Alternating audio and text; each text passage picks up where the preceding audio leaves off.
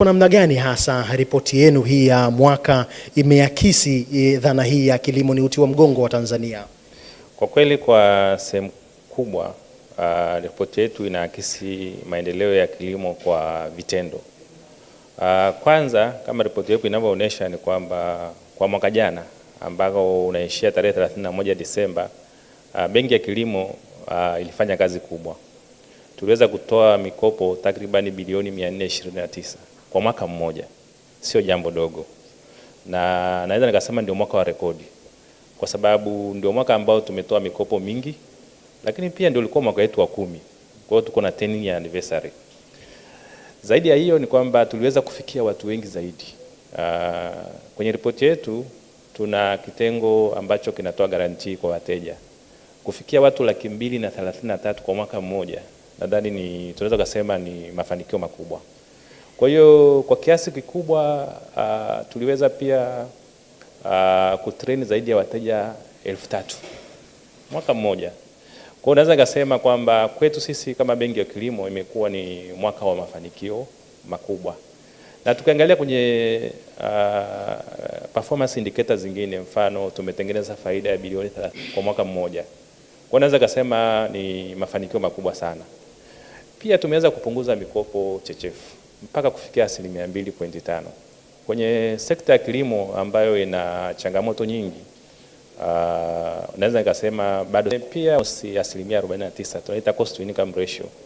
Kwa hiyo ukitupima kwenye vigezo hivyo, naweza kusema Benki ya Kilimo ilifanya vizuri sana, na mategemeo yetu ni kwamba tutaendelea kufanya vizuri. Yapi matarajio yako na ipi mikakati yenu kuelekea kuhakikisha kwamba Tanzania inafikia uchumi wa kati wa juu? Labda nielezee kidogo. Benki ya Kilimo haifanyi kazi peke yake. Inafanya kazi kwa kushirikiana na taasisi zingine. Wakati tunaanza, mfano ukiangalia mikopo ya kilimo mpaka mwaka jana tumeweza kufikisha almost mikopo inaenda kwenye kilimo tu ni almost 13%. Na niweze kusema kwamba ni Benki ya Kilimo imefanya hiyo kazi. Kwanza kwa kutafuta fedha za muda mrefu ambazo taasisi nyingi za fedha zilikuwa hazina. Kwa hiyo tumeweza kutafuta fedha ambazo tunaweza kukopesha wakulima kwa muda mrefu. Kwa hiyo ndio kazi tunayoifanya. Lakini pia sekta ya kilimo ilikuwa inaonekana ni sekta ambayo ni hatarishi, na ndio sababu sisi tunatoa guarantee. Tunakupa fedha, tunatoa guarantee kwa haya mabenki.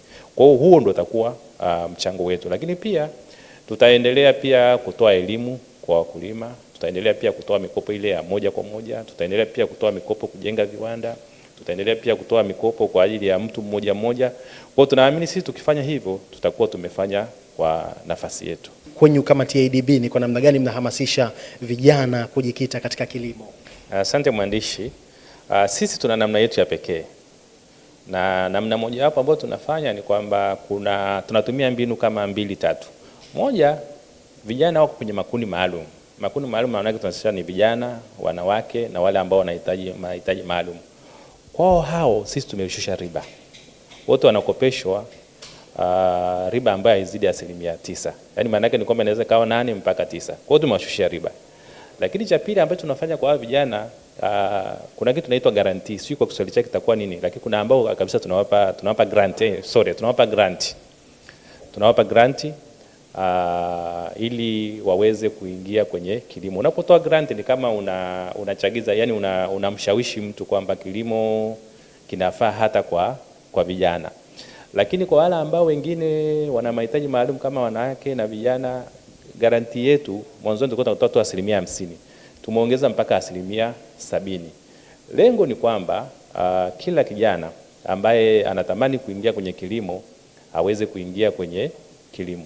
Cha mwisho kabisa ni kwamba vijana pia wanapata mafunzo. Kwa sababu unajua mfano mafunzo ambayo tunatoa ni kwamba mafunzo kuhusu soko, namna ya kuandaa vitabu vyako. Zote hizo tunafanya. Lakini pia tunaenda mbali zaidi kwamba tunatoa training mpaka kwa mabenki, namna ya kuasisi mikopo ya vijana. Kwa hiyo tunafanya mengi kwa vijana.